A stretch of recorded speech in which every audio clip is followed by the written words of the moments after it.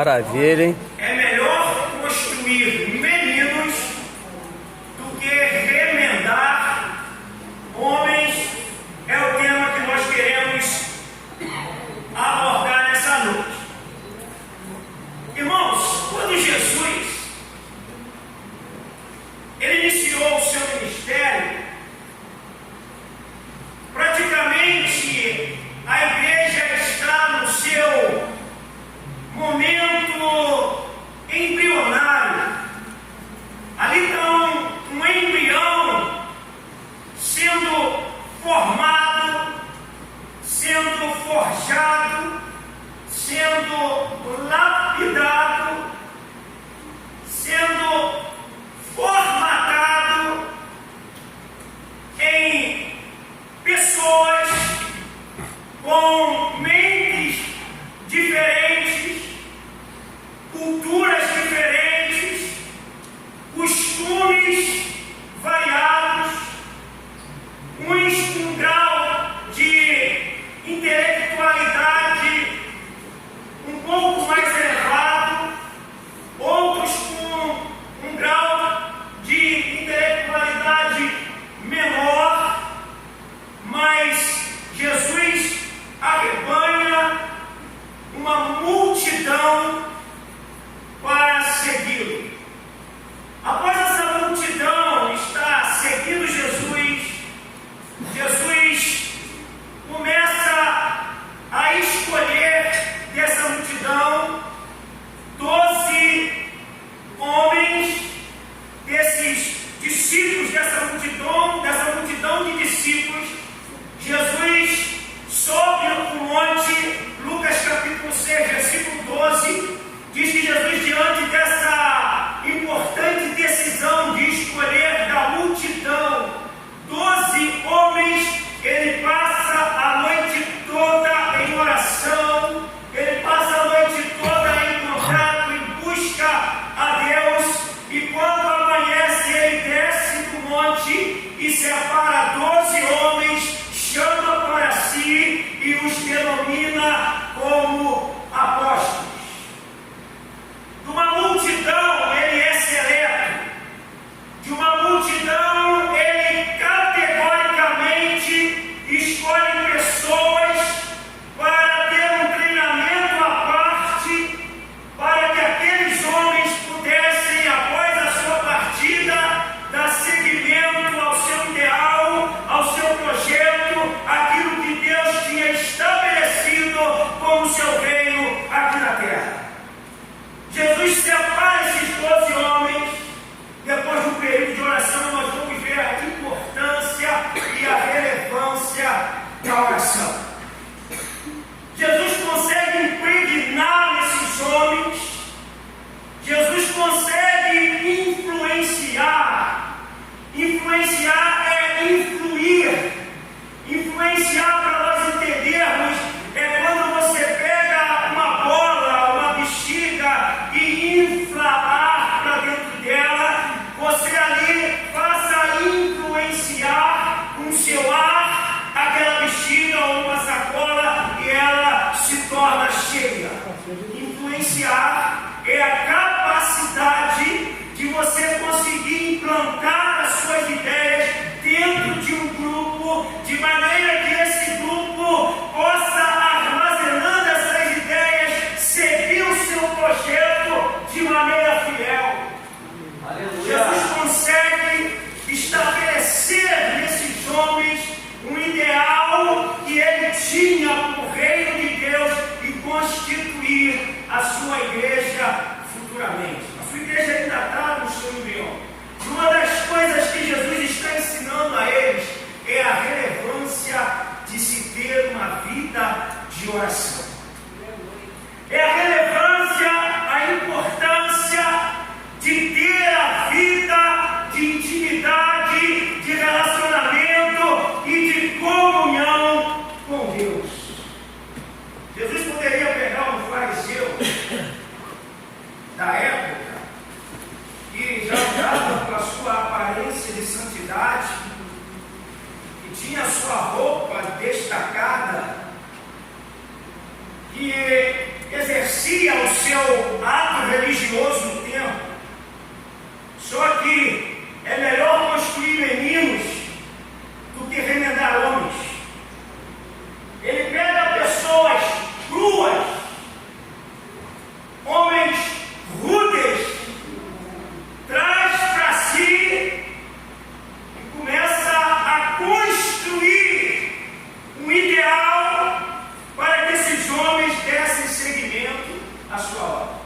Jesus sabia que remendar aqueles homens é muito mais difícil você desconstruir uma ideia para construir uma nova do que você, de modo sem ter uma ideia construída, ter uma ideia construída por alguém dentro de você. Eles não tinham uma ideia construída, a ponto de Jesus constantemente ter confrontos e conflitos com aquela categoria de religiosos que acreditava piamente que Deus era com eles, se gloriando de serem filhos de Abraão.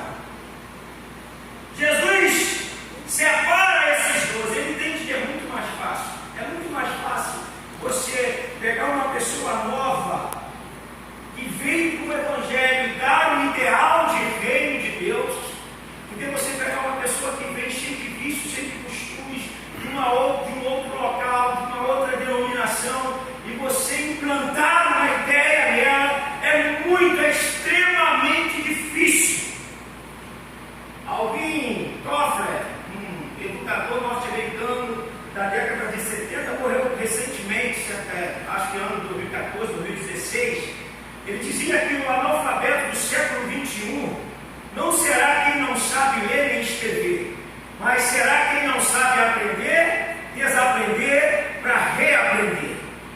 Quem não sabe desaprender para reaprender, dificilmente vai conseguir se adaptar no mundo onde a transformação é constante. Quem não sabe desaprender, se desapegar de conceitos que te ensinaram no passado e que é muito prejudicial, mas que nós carregamos acreditando que aquilo é algo divino, nós vamos nos carcomendo, nos maltratando, justamente porque nós vamos carregando uma bagagem extra que não nos faz bem e que nos faz muito mal para nós. É melhor construir meninos, pegar aquela pessoa crua, com sede, sedento, puro daquilo que ele ainda não conhece, e ser construído de maneira que ele entenda a dinâmica do reino de Deus. Jesus anda com esses homens.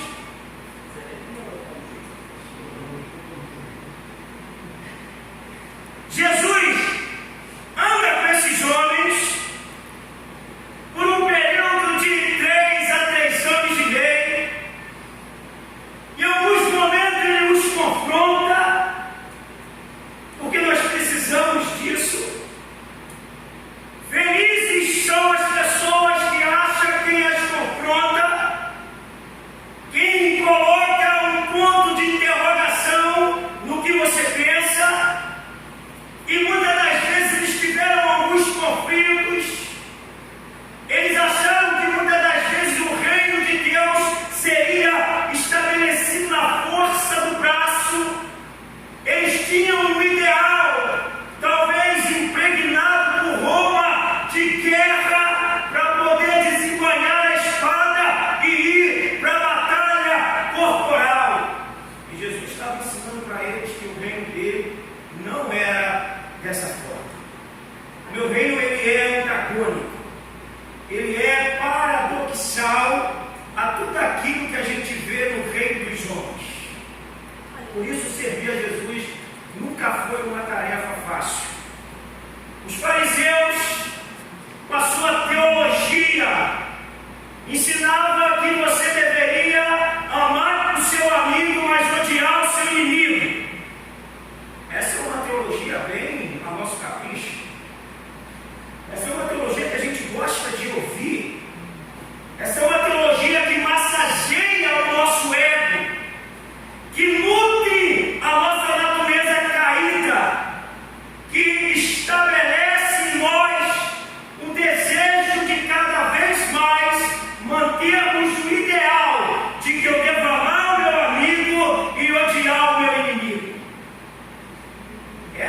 teologia pregada na época, farisaica, de quem comandava o templo. Nós não estamos falando de alguém que estava fora do templo, nós estamos falando de alguém que comandava o templo, de pessoas que estavam lá estabelecendo ofertas, estabelecendo sacrifícios, oferecendo a Deus algo que Deus não aceitava e não agradava a Deus. Jesus está dando um novo molde para o seu povo. Precisava de um povo que fosse relevante. Precisava de um povo que os homens olhassem para eles e pudessem ver neles um diferencial daquilo que tinha ali. Era um povo que precisava as pessoas olhar e ver neles algo que é contrário à rotina do dia a dia deles. Por isso que nunca foi fácil ser crente. Ser crente não é uma tarefa simples, não é uma tarefa fácil. Servir a Deus de verdade não é uma tarefa comum, é uma tarefa que te custa renúncia. Ele uma certa feita chama esses discípulos, Lucas capítulo 14, do versículo 25 em diante, ele vai dar umas normas a respeito de como deveria ser a conduta de quem escolheu seguir. E ele fala para eles: olha, se vocês querem me seguir, vocês vão ter que amar menos seu pai, amar menos do que você amar a mim e sua esposa, amar menos a sua mãe, amar menos o seu filho, porque se você não conseguir fazer isso, você não serve para ser meu discípulo. Ele fala: se vocês quiserem vir após mim, vocês devem tomar todo dia a sua cruz e seguir-me e vir após mim. E ele conta duas parábolas no meio desse texto e fala assim: porventura, se um homem for construir uma torre e ele ver que não tem condições de começar e concluí-la, que ele nem inicia essa torre. Se um exército vai lutar contra um outro exército e ele vê que não tem material bélico capaz de vencer o exército inimigo, então ele deve fazer um tratado de paz e mandar enviar e não ir para a guerra. Mas entre linhas, Jesus está dizendo para eles assim: vê se vocês querem me seguir, vê se vocês querem me seguir, vê se vocês querem abraçar o meu ideal, vê se vocês têm condições de começar e ir até o fim, vê se vocês têm condições de iniciar o projeto comigo e concluí-lo até quando eu sair daqui, vocês prosseguirem o meu ideal. Porque aquele que vier a mim e não renunciar tudo quanto tem, não serve para ser meu discípulo. Aleluia. Jesus disse isso, que para servi-lo não era uma tarefa como a gente pensa. E aí às vezes eu leio os textos assim e eu penso que eu estou meio longe desse quesito discípulo. Eu percebo o quanto eu preciso caminhar, eu percebo o quanto eu preciso andar, o quanto eu preciso prosseguir, mas eu percebo também que como menino eu vou sendo construído, porque quando eu confronto a minha vida com o texto da Bíblia, isso faz com que eu consiga mudar a minha mente. E se a gente quiser mudar qualquer atitude nossa, vai partir do princípio de mudar a nossa forma de pensar. Jesus treina esses homens, eles precisavam prosseguir, eles precisavam dar continuidade até que chegasse a mim e a você. A relevância é tão importante, irmãos, porque na verdade, se hoje nós estamos aqui nesse bairro, vamos falar de uma igreja aqui constituída de maneira institucional, que o bairro aqui, nós que congregamos aqui, se amanhã nós não estivermos aqui, ou qualquer outro bairro onde tem uma igreja, qual a falta que nós faremos para aquele local? Meu Deus. Sentirão falta de nós naquele bairro? Nós somos relevantes para o local onde nós estamos estabelecidos, ou nós só estamos estabelecidos ali de uma maneira insignificante, que o local do bairro não percebe que nós estamos ali congregando e cultuando a Deus. O ideal nosso é justamente fazer com que as pessoas percebam a relevância nossa como servo de Deus. Quando a igreja nasce, Jesus é açúcar ao céu, a igreja nasce. Uma das coisas que ele conseguiu implantar na igreja era a prática da oração. A gente percebe, por mais que nós venhamos estabelecer métodos, a oração é uma das coisas mais difíceis no cristianismo. Amar é difícil. São três coisas mais difíceis que a gente tem no cristianismo. Amar é difícil, porque é amar quem não te ama.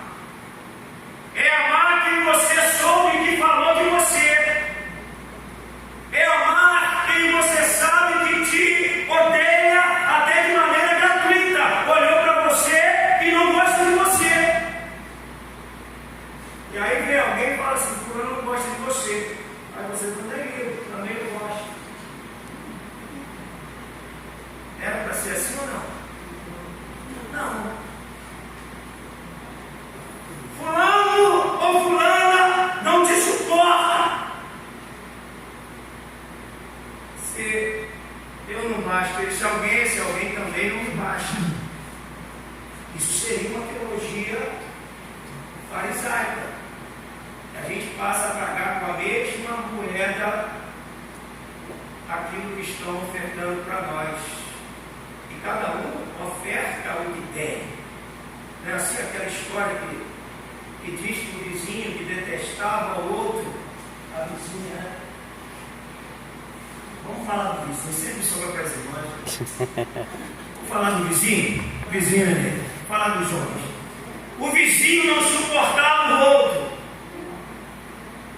E ele foi dar um presente, foi lá, preparou aquela caixa bonita, botou umas fezes e mandou de presente para o seu vizinho. O seu vizinho olhou aquilo lá, o que ele fez? Vocês conhecem essa história? Ele preparou um lindo presente, mandou para o vizinho e escreveu: cada um dá o que tem. Então a gente, nós não podemos permitir que as pessoas ditem como nós vamos nos comportar. Eu preciso ter um princípio básico de comportamento em detrimento àquele comportamento que alguém teve em relação a mim. E quando a gente consegue ver isso, fazer isso, você pode notar que você está deixando a sua vida de menino e crescendo sem rebelde. Paulo disse assim, escrevendo aos Coríntios, final do 2 e início do 3. Por que há entre vós, entre quem? Entre nós, está falando para a igreja. Por que há entre vós guerras e contendas? Por que há entre vós brigas por espaço, briga por trabalho, briga por frente, briga para aparecer, briga para ocupar o melhor lugar? Por que há entre vós isso tudo? Porventura não sois carnal? como a meninos na fé. Às vezes são meninos grandes. Nem sempre você está construindo, você está tentando remendar. E remendar dá muito mais trabalho do que construir. Nós só seremos relevantes quando nós conseguirmos, quando nós entendermos que a nossa forma de viver não é uma forma para nutrir o meu ego, não é uma forma para estabelecer a minha ideia. Quando nós entendermos que, como diz o texto, quando nós praticarmos o que era com a multidão, que exclusivamente não se pensavam em si, mas os que tinham era tudo em comum. Jesus, ele está deixando esses 12 para dar um seguimento. Primeira coisa, eles se reúnem em oração, em obediência a Deus, em obediência a Jesus. Outra coisa difícil é nós seguirmos obedientemente a Jesus. Nós precisamos, temos condições, temos possibilidades. Quanto mais ou quanto menos eu tiver de mim, mais eu terei de Deus. Aleluia. Quanto mais eu tiver de Deus, quanto mais nós tivermos de Deus, menos nós teremos de nós. Quanto mais eu massacro o meu eu, mais eu recebo de Deus. Quer ver uma coisa simples? Às vezes as pessoas ficam tentando se libertar de algumas coisas, de alguns pecados domésticos. Fala assim: eu não consigo, isso não deixa, eu sou obreiro, eu canto, eu sento na mesa, mas há algo em mim que me ata, porque pecado é assim, ele te ata, ele te impede de crescer, ele te impede de caminhar. Quando você tem que ser acionado na fé, você se intimida, porque é algo que desce com uma espada e te condena. A receita é simples. Você precisa fazer força. Precisa fazer força. Quando a gente buscar a Deus de verdade, as coisas nos acontecem. Quando nós nos voltarmos para Deus, aquilo que nos ata, automaticamente nos deixa. Os discípulos, eles tinham o hábito de, quando perseguidos, irem praticarem a oração coletiva no lado do cenáculo, a ponto de o lugar tremer.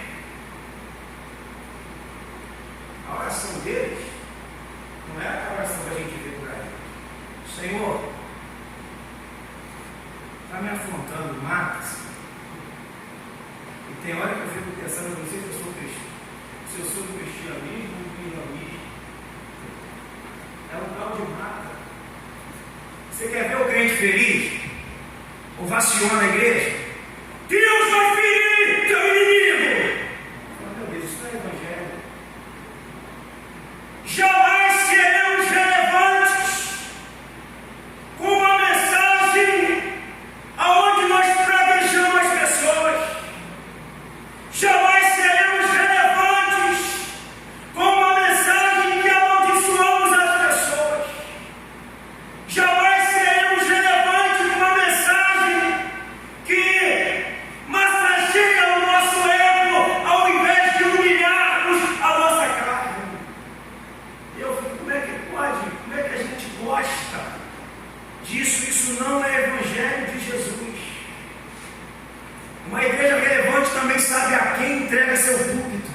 Meu Deus.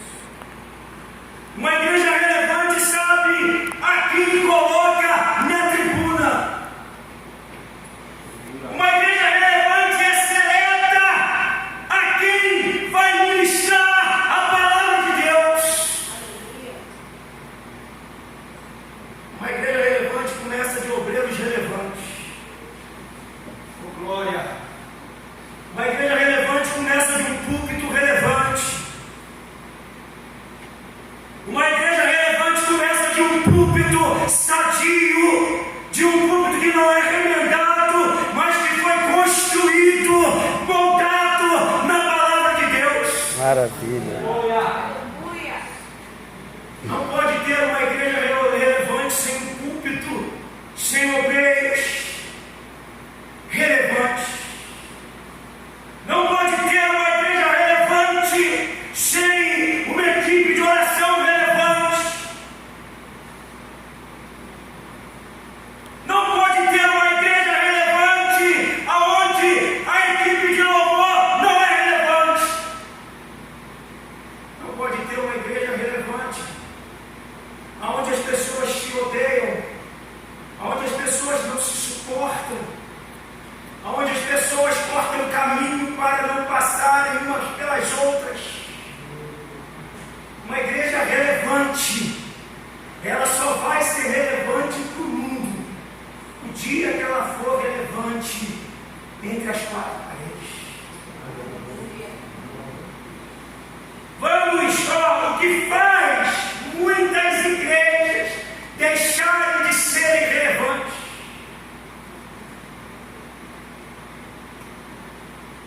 Se a gente pegar, por exemplo, grandes ministérios que já foram, aqui também tem um ministério que bombou já na década de 90, que hoje estão se definhando. Se você acompanhar a história na Europa, na América do Norte, também está se definhando a igreja que era para ser relevante. A igreja, ela aceita todos, mas não aceita tudo. A igreja relevante, ela aceita todos, mas não aceita tudo. Porque o que rege, o que normatiza, o que estabelece a igreja relevante é a palavra de Deus que sai do altar dessa igreja. Aleluia. Não existe igreja relevante se não tiver palavra relevante. Não existe igreja relevante se o altar tiver um entretenimento ao invés da palavra de Deus. Meu Deus. Porque o ideal da palavra não é eu fazer eu sair daqui feliz, é fazer eu sair daqui Preocupado. refletindo. Aleluia. O ideal da palavra não é fazer eu fazer você sair daqui achando que eu sou um cara legal. É você sair daqui acreditando que precisa mudar. Amém. Aleluia. Não é você sair daqui gostando de mim. É você sair daqui fazendo uma introspecção, fazendo uma viagem para dentro, olhando para o seu interior, olhando para nós. Uma igreja relevante. Igrejas relevantes deixaram a sua relevância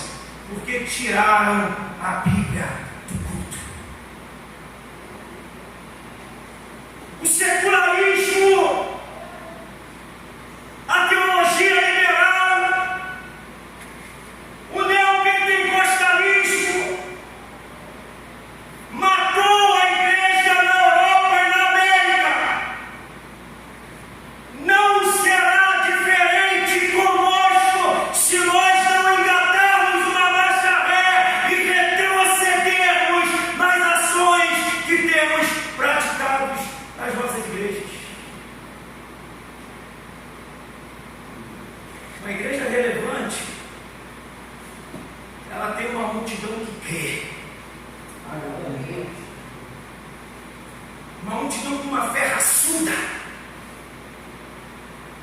uma fé em dia, uma multidão insatisfeita consigo, uma multidão que reconhece a sua miserabilidade, porque quanto mais eu me aproximo de Deus, mais eu percebo o pecado que está sobre mim. Aleluia. A ponto de quem me livrará do corpo dessa morte. Miserável homem que eu sou, só sente isso quando nós chegamos perto de Deus. Longe de Deus eu não percebo que o pecado mora de parede de meia comigo. Longe de Deus eu não percebo que todo dia Ele bate a minha porta pedindo entrada. Longe de Deus eu perco a sensibilidade de que o pecado é como uma serpente querendo me picar. Uma igreja relevante é uma igreja que luta contra o pecado, que percebe que o pecado cheira mal, fede as narinas de Deus, e que todo dia Ele está vindo e demanda a nós e nos convidando para andar com Ele. Por isso o escritor aos Hebreus fala: deixando todo o pecado, deixando todo o embaraço, o pecado que tão de perto nos rodeia, o pecado que tão de perto nos rodeia, o pecado que tão de perto rodeia-nos, que quer nos enlaçar, que quer nos atrofiar, que quer tirar a nossa comunhão com Deus. E a gente não pode ser uma igreja acreditando que o poder de Deus está na vida de quem é um obreiro. A gente não pode viver acreditando que você precisa ser um obreiro para atuar na obra de Deus. A gente precisa entender que aonde nós estivermos, nós somos o interesse de Deus. Aleluia. Deus ao mundo. Glória. Uma igreja relevante, ela é uma igreja que tem unidade de mente. Olha a importância da unidade da mente. Se você ler Gênesis 11, diz que o povo era um. O que era um? Trabalhava de maneira coletiva. Todo mundo empurrava junto. Já viu aquele negócio de empurrar o carro? A gente chama de sinergia. Quando todo mundo impõe uma força proporcional a todos. Geralmente, se tem 5 empurrando o carro, tem um só com a mão. Está fazendo cara feia. 4 empurrando e um só com a mão lá empurrando a boca. Sinergia é quando todo mundo emprega uma energia para um propósito único, para um ideal único, para chegar a um objetivo único, aonde ninguém está procurando a sua promoção pessoal e o seu bem-estar, a não ser de maneira coletiva. O povo tinha uma só mente. O povo era um, diz o texto de Gênesis 11.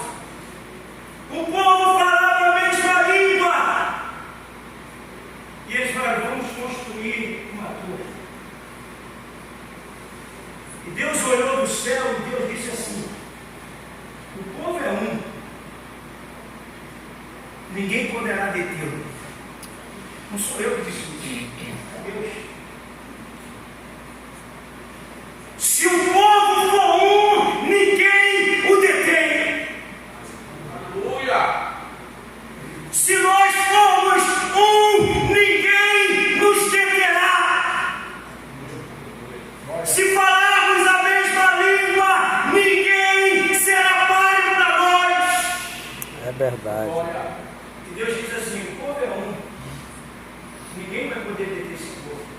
desçamos e confundamos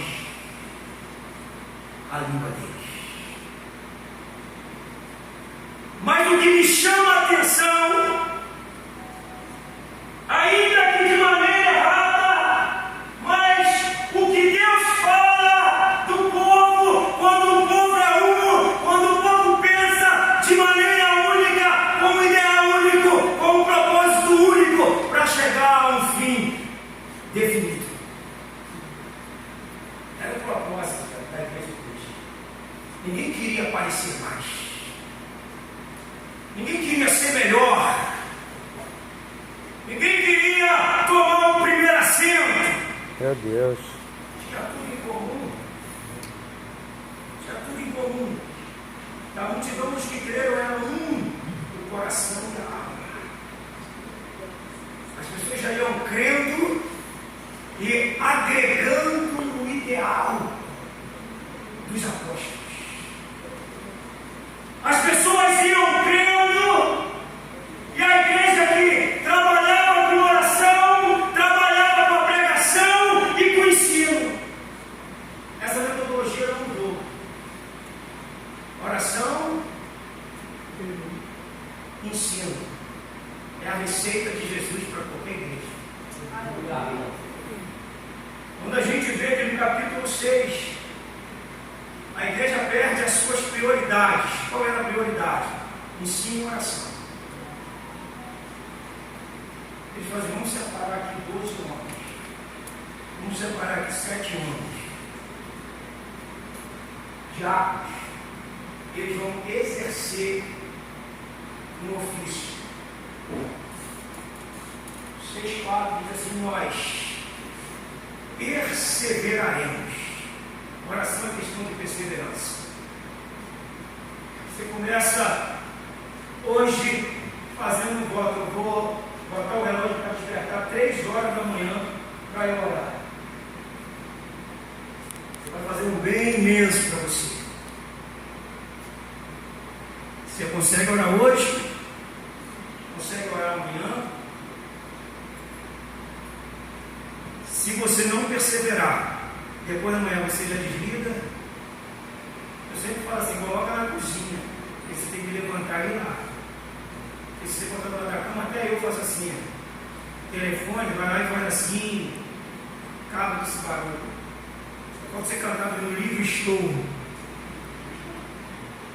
Uma das coisas que fez a igreja caminhar, nós perseveraremos no ministério da palavra e da oração.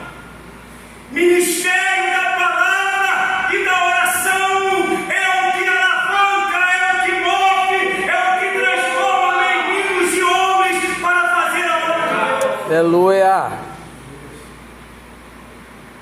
Amém? Você não pode ter um corpo de obreiro que não se suporta. Remendar esse obreiro quase impossível. Você não pode ter um ciclo de oração, irmãs que se suportam. Ou então irmãos que não suportam quem está sentado.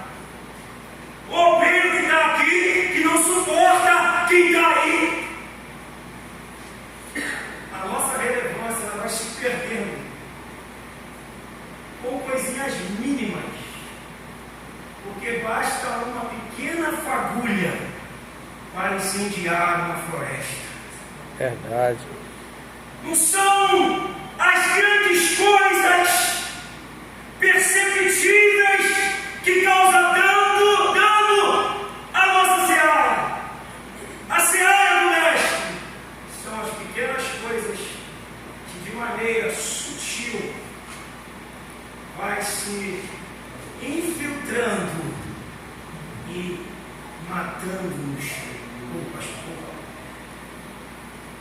A multidão dos que creram era um, de coração e de alma, o âmago da nossa vida.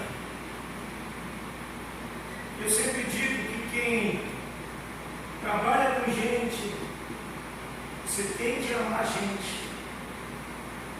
Falar de você está dentro do teu contexto.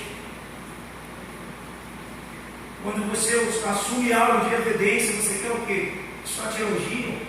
Graças a Deus pelas críticas, elas são benéficas desde que saibamos administrá-las sem devolver lanças. Saul, o obreiro antigo, mas que tinha inveja de um menino que estava começando.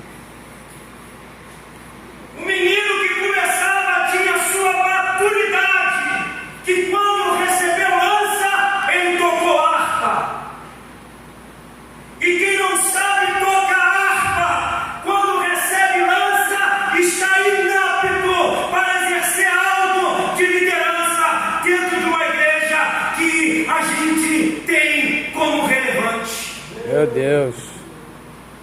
Só seremos uma igreja relevante quando Deus, quando nós abraçarmos de verdade a causa de Jesus. Ninguém considerava sua nenhuma das coisas que possuía. Tudo, porém, lhes era comum. Tem pessoa que não consegue ser dentro de casa, que as coisas comum.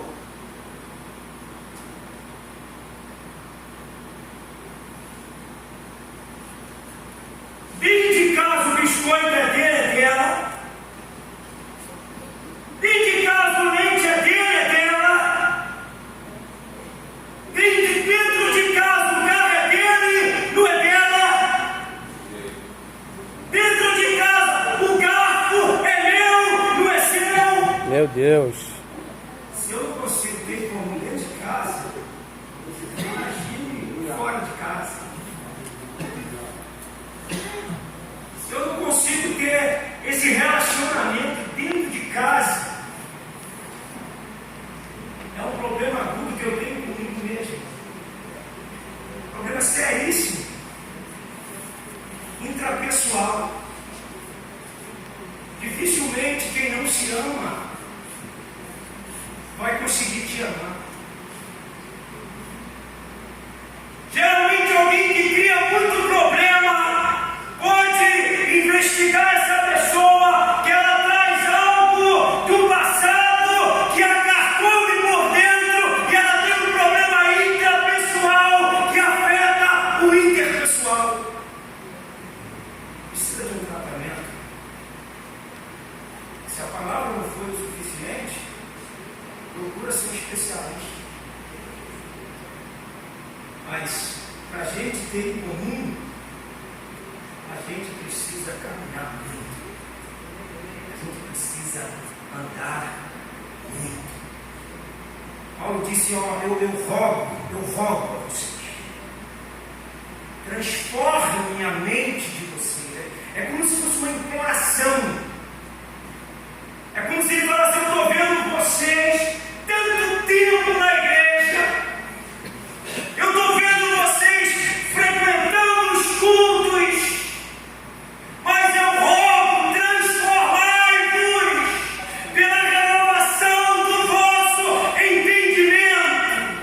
Aleluia. Só teremos mudança nas nossas ações quando fomos capazes de mudar o nosso pensamento. A proposta do Evangelho é esse. É mudar aqui dentro. É mudar a minha forma de pensar, porque se mudar aqui, muda a minha forma de agir. É mudar a minha forma de raciocinar e sempre me voltar para Cristo.